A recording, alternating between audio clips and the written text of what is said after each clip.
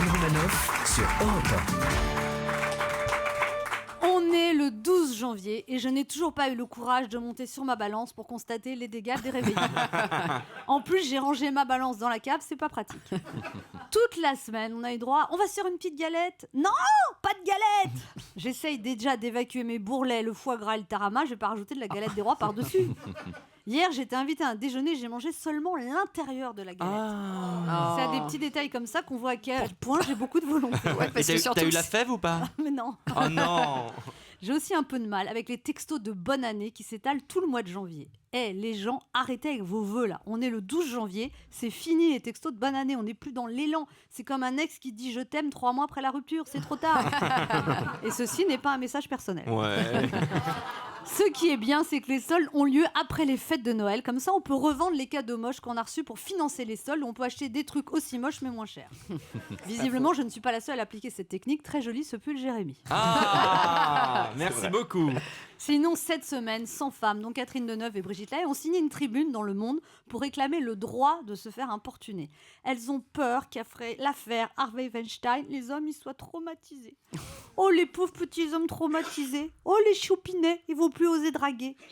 Ces femmes ont déclaré « Nous défendons une liberté d'importuner indispensable à la liberté sexuelle. » La liberté d'importuner. Alors, je rappelle la définition du verbe importuner selon Petit Larousse. Causer du désagrément, de l'ennui, incommoder, ennuyer, importuner quelqu'un de sollicitation.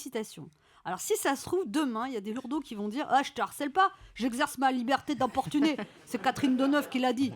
Là-dessus, Nadine Morano, qui nous avait manqué, a déclaré qu'elle aussi revendiquait le droit de se faire opportuner.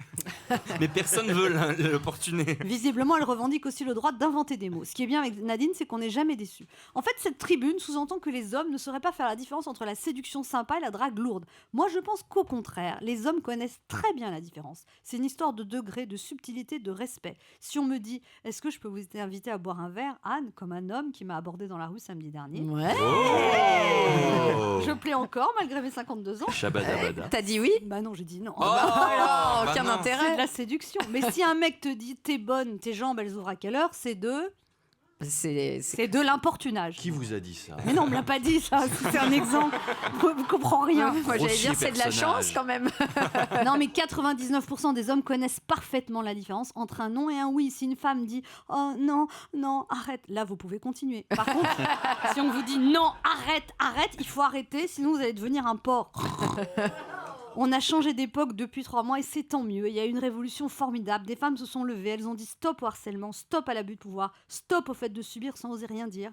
Les signataires de cette pétition ne se sont pas aperçus qu'on avait changé d'époque. Elles sont inquiètes, elles trouvent qu'il y a du puritanisme et elles ont peur qu'il y ait de la haine des hommes et de la sexualité. Wow. Ne mélangez pas tout, mesdames. Moi, je n'ai aucune haine des hommes et de la sexualité, au contraire.